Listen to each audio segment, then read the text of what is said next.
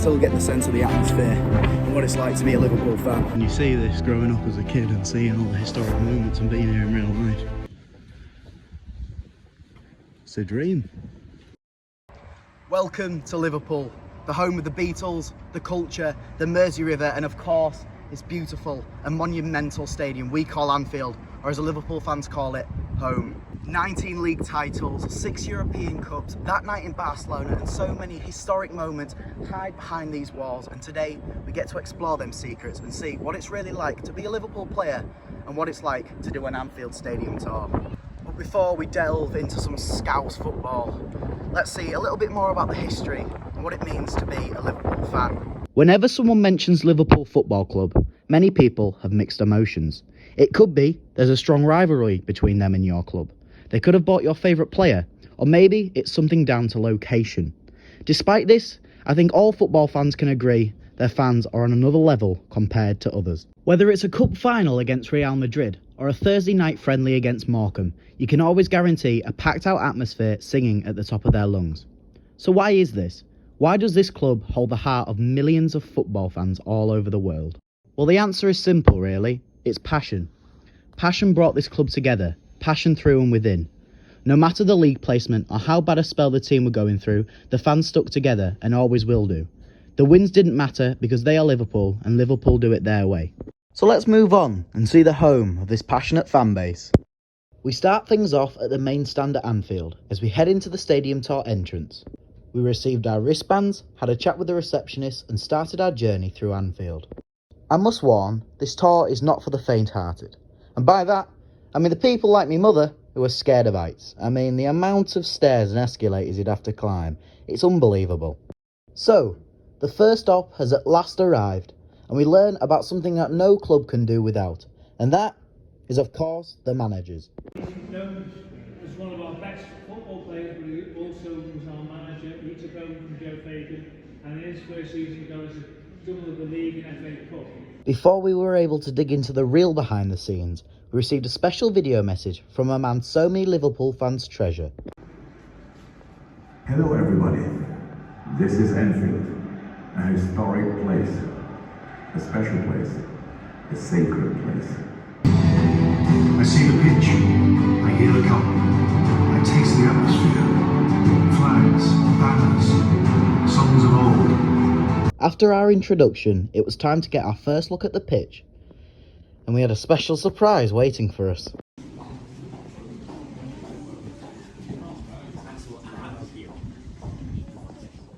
Yeah, when I said surprise, where's the pitch gone? Well, it turns out that the grass is in fact in Lincolnshire, getting ready to be laid down for next season. And for the stadium, well, it's getting an extension. Over 7,000 new fans will be allowed to sit in Anfield and watch them, hopefully, win the Premier League. I just wanted to point something out. I don't know whether you came in the front way into the stadium towards the top, but this flagpole is the oldest part of Anfield, and it's still there today. Now, Liverpool was formed in 1892, so that flagpole was put there in 1891. So who put it there? Go on, have a guess. Well, we'll make this into a trivia video, why not? Everton Football Club, because they were here before us. So yeah, Everton were there before Liverpool. That's something I didn't know. But due to the owner actually wanting to sell alcohol at the stadium and Everton refusing, they decided it was best to move to Stanley Park, or better known as Goodison Park now. This leads me perfectly onto the next point, is where we actually see how close Anfield and Goodison Park actually are, which is less than a mile. I mean, from a perspective at Anfield, you look like you can walk in about 10 minutes. And we made our way downstairs. And when I say downstairs, a lot of stairs. I mean, it felt like ages. It felt like hours, and my knees were about shaking by the time we were finished. No, the stairs don't enter the pitch, but in fact takes us to the largest concourse in the stand. Fills over 7,000 people, and I can imagine trying to queue for a burger is going to be very, very long. I mean, probably longer than it takes me to get down them stairs. But in all seriousness, let's talk about the trophies, especially this one. Winning it that much, we broke the cup. you and Gerard Houllier won all those trophies for us. And we beat Alaves on a golden goal for Champions League wins. 1977 was the first one. We beat Borussia Mönchengladbach 3-1 in Rome. The following year, after Kevin Keegan left us to go to Hamburg, we bought this gentleman, Kenny Dalglish. We've got £500,000 for Kevin Keegan, and we spent £440,000, or to be exact, £400,000 plus 10% VAT at the time. £440,000 on Kenny Dalglish. Now here's a fun fact. You see the bloke on the left holding the trophy with the fancy moustache? I've met him. I mean, I've got to be honest, I didn't know who he was when I met him, but I do now. So when you book the tour, you preferably want to see things behind the scenes. And that's exactly what we get into now. Now, the first thing is a box for Carlsberg. Now, they're the lead beer sponsor for Liverpool. So they get their own fancy box where all the representatives can sit, have fancy sandwiches, have a natter, and watch the game from a padded seat. The next room is a little bit different for me, something I'm not really used to. Now, you see, I'm sat here nattering to a camera on my own. Well, the people who sit here have to natter to a camera with hundreds of people in the room. Here is the media room, where you can sit and pretend to be Jurgen Klopp, and of course, I have to take the photo. Next up, the away dressing room, or better known as the torture room. Now, the reason this looks so bland is due to the fact they want to put the players off before the game has even started. Now, they get there 2 hours before the game, they have to sit on hard cushions, there's no backrest, so you are going to get backache. And it's just so bland, it looks like a prison cell, it really does. Onwards and upwards, as they say. Time to move on to some things that maybe you didn't know were in the stadium, or maybe you didn't know at all. Okay, we're just going to stop in for a couple of minutes or so. So this is what's called the Liverpool Players' Dining Room. When I said that you didn't know, I didn't know, I thought that they ate at home, but no, Liverpool like to eat as a club, play as a club, and be a club, a family club that is, and it's very respectable. Next up, my preferable favourite part of the tour, the home dressing room, where you can sit, where some of your favourite players growing up, and even some of your favourite players now, can sit, relax before games, get changed, and of course, get their team talk ready for hopefully a masterclass performance. Now, of course, it was brilliant to sit in Robbo's shirt. I mean, the whole legend.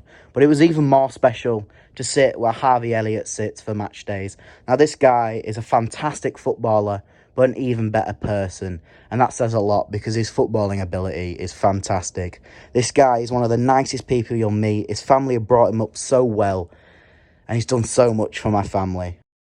Oh, and if you wanted to see what's inside a Liverpool locker, not a lot. A couple of shelves, an electricity plug, and a bit of space to put your belongings. To an outsider looking in, this is just a regular sign. But I assure you, hey up, I've touched it, this sign is not just an average sign you find in a football ground. This sign is so special to the fans, to the community, and of course to the players.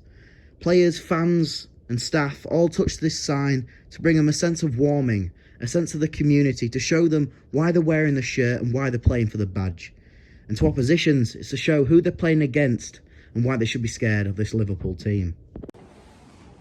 Tell you what, the sign's a bit tall. To go on my tiptoes for that. Now I'm 6 foot. So down the tunnel we went and to the side of the pitch. Can you tell by my reaction? I was in awe. I mean, wow, look at that. I mean, the pitches, I don't know what's going on with that. But the stadium is just monumental. When you think of Liverpool, you think of this stadium and you think of you'll never walk alone. Now, if you look to your right, you can see the Kop. Now, the Kop is practically like the yellow wall for Borussia Dortmund. The biggest stand, the noisiest stand, and where you're going to get in a bit of trouble if you wear the wrong colours, is what I'm going to say. It's just surreal being here. I mean, you see this growing up as a kid and seeing all the historic moments and being here in real life. It's a dream. So the final part of looking at the stadium, I'm sure we'll see it on television soon, but it was just surreal being there. And it wasn't right if we didn't finish it on the Kop. And of course, we sat at the Kop and we reminisced about my second time being there. The first time was a bit colder, I believe. Wow, that was fantastic. And all Although the guided tour is over, it's too windy, I don't know what is going on, you probably can't even hear me. We've still got the museum, all them trophies, there'll be hundreds of them, we can still enjoy that. But even with the pitch not at its best, not at its peak, you can still get the sense of the atmosphere and what it's like to be a Liverpool fan. And I'll tell you what, through ups and downs, through highs and lows, they're always going to be there back in the team. And that atmosphere when there's 70,000 there, and the extra 7,000 that'll be coming next season, it will be rocking. Although Manchester City have been dominating football for the last 5 or 6 years, you have to take a look at this 2019-20 team. It goes under the radar because maybe they didn't have the best of squads, but they worked together. They won the Champions League, the Super Cup, the World Cup, the FIFA World Cup that is, and of course the main one, the Premier League. Now you look at some of these players like Joe Gomez, Alex Oxlade-Chamberlain, Wijnaldum, James Milner, Curtis Jones, Harvey Elliott and Nico Williams, all players that, yes, probably are better than Manchester City's squad, but wow, when they work together, they can produce talent, and that's exactly what they did.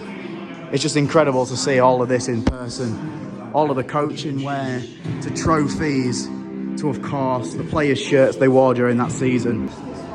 Now, this isn't about Liverpool per se, this is more about how football has adapted over time, and particularly the boots. Now, you look at boots here, maybe 30, 40 years old. They're as heavy as stones. You know, you could go through someone, you probably wouldn't feel it. But you compare it to boots nowadays, they're as light as feathers. You probably can't even feel you're wearing them. And it just shows how things have adapted, how the balls have got softer, how the boots have got lighter, and how things aren't as rough as they used to. I mean, you ask my granddad, he says they all dive around nowadays. It's still good to watch, and the football's better. But back then, there wasn't things like diving, and you just went for it. You kick the ball, it'll probably break your foot, but you enjoyed that. Now, on a more personal note, we'll talk about this man here, Kenny Dalglish. Now, this guy was an incredible player, manager, and he's still a very nice person. Now, why it's personal to me is my dad has got dementia, and obviously that makes his memory a bit difficult for him. But he told me earlier today how good this player was, how good Kenny Dalglish was as a footballer. And it's just amazing to see what he has done for Scottish football and for Liverpool football and just football in general. Now, as we take a look at the trophies, there's a certain trophy here which is a little bit different to the others, and it's this one. Now, I'm not talking about it because of the story behind it, how they went 3-0 down at half-time and then went on to win on penalties. But this certain one is the actual real deal. Now, with most UEFA competitions, the trophy goes to a certain place and the team keep a replica, but for this one, seeing as though Liverpool won the trophy 3 times or 5 times in a row, I'm not too sure. I should do my research realistically, but they got to keep the real deal, and that is what it is. This is a trophy that they lifted, that they won, and they rightfully deserve to be in this place. The rest of them, although, are very fantastic and a massive achievement, this one here is the real deal.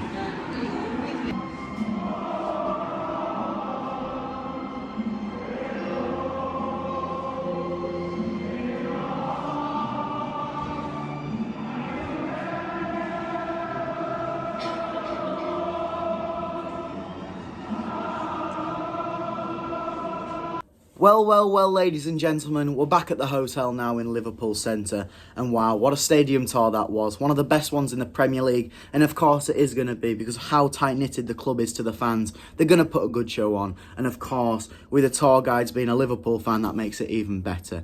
Now, for me, although the pitch looks like a mud bath and the stadium getting renovated, it was still fantastic to see, and as someone who's seen Anfield, you know, so many times on the TV, to see it in real life again is just fantastic. It's things you dream of.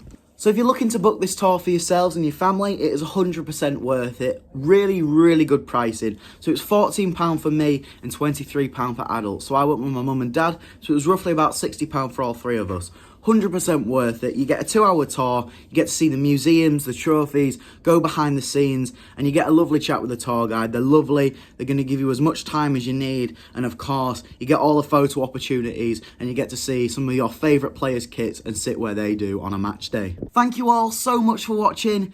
It's been a true pleasure taking you to Anfield, feeling the love of the football club, being able to sit in front of some of the greatest footballers' shirts, and of course, seeing the historic trophies. Liverpool is such a beautiful city. We've enjoyed our weekend so much, and we'll definitely be returning. I hope you all have a fantastic weekend, and I hope next season you get the Champions League and hopefully beat Manchester City to get the Premier League title. But we all know that Haaland's probably going to end up scoring 50 goals again. I hope you all have a fantastic day, and thank you for watching. Cheerio, up the Tigers, and you'll never walk alone.